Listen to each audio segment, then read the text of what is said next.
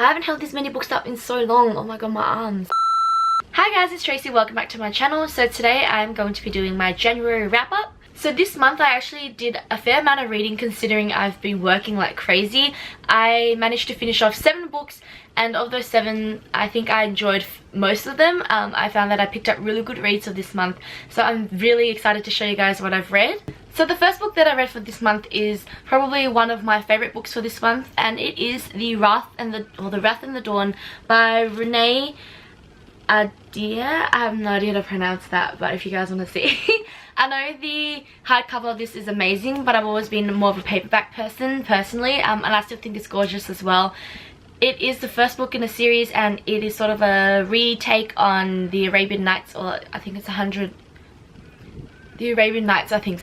But the story itself is so creative, so vivid in all the descriptions and the setting and the plot line, as well as the characters. And I found that even though it is supposed to be romance based, there is a lot more to it, so a lot more magic, a lot more, I guess, mystery and a plot twist that's coming up. And I'm super excited to read the second book. I do find that the romance was done really well in here, and the fact that you obviously know that there's going to be a romance that is built up, but there are so many feels to this book. It is insane, and I can understand why it is probably one of the most hyped books for last year, because it did come out last year. And then I went on to read something a little bit more light. So I finished a graphic novel called Alex and Ada by Jonathan Luna and Sarah Vaughan.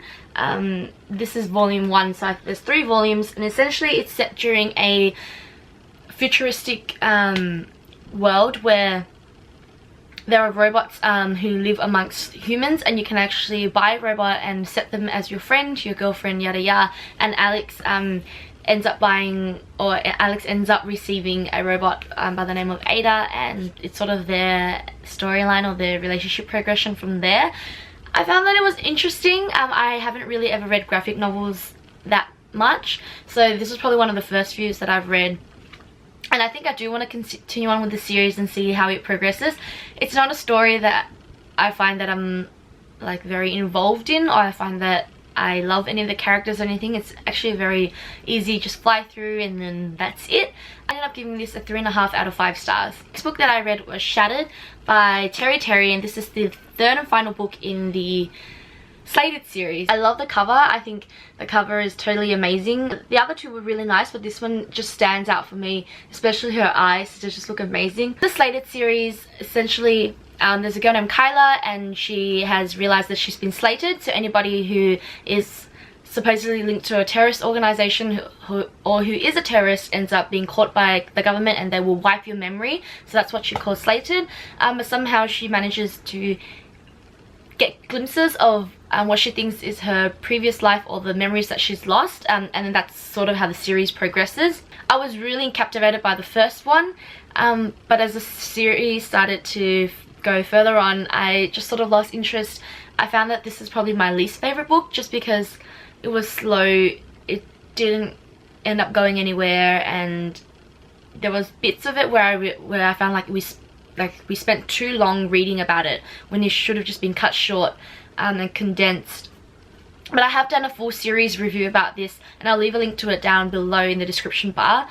It was a good read, it just wasn't the best. I gave Shattered 3.5 stars out of 5. Next up we have Lair of Dreams by Libba Bray, and this is the 2nd book in the Diviners series. And likewise, I found it to be sort of the same problem that I had with Shattered. I love the Diviners. It is set in a historical period, or sort of in the 1920s, but it's got a supernatural twist to it. And you follow a girl named Evie who has supernatural abilities, and they sort of crack a case in the last book. But in this one, it's sort of the same line, but it just wasn't there for me. Like, I just found that I didn't enjoy as much as the first book. I found the first book to be a lot more gripping, a lot more intense, whereas this book was great, but it was kind of boring at the same time. I don't know, maybe I just wasn't into it. Maybe it was just bad timing for me when I was reading it. I also found that the characters started to get really annoying for me. Like, I didn't enjoy any of the other characters anymore, especially Evie. She just got on my nerve. The ending though was kind of insane, like in terms of the plot twist, which is what I liked, which is what I felt redeemed itself almost. But I did give this a 3 stars out of 5. And then I read Night Film by Marisha Pestle, I think that's how you pronounce her last name, and this is an amazing book. I love this so much. It is so crazy, so twisted, but so engrossing, so captivating. It was just beyond me. It is an adult novel, more of a thriller, psychological thriller, where a girl is found dead in a abandoned warehouse. She turns out to be the daughter of a very famous psychological thriller director, and they rule it as a suicide, but the main character, whose name is Scott McGrath, and he's sort of like a journalist slash private investigator, decides that that's not what it is and tries to investigate further, and it is really creepy. It is very intense, and you sort of never get a grip on what's really happening until the very end, and even then I had to sort of process my thoughts and try to understand what really happened, why the author had finished the story like that. I found that Marisha did it in a very ingenious way. It was very creative, and in the book you also get fake screenshots of like different news articles, something like that, or even like full interviews. So interviews with like different different celebrities who are in there. So I found that was really interesting, and it was really different take to books. I ended up giving Night Film a 5 out of 5 stars, and I definitely think you guys should check it out. If you have read it, let me know what you thought about it in the comments down below, and if you loved it as much as I did. And lastly, I finished Finding Audrey by Sophie Kinsella, and I still have the sticker out there, so I don't know if I can remove that. No damage done.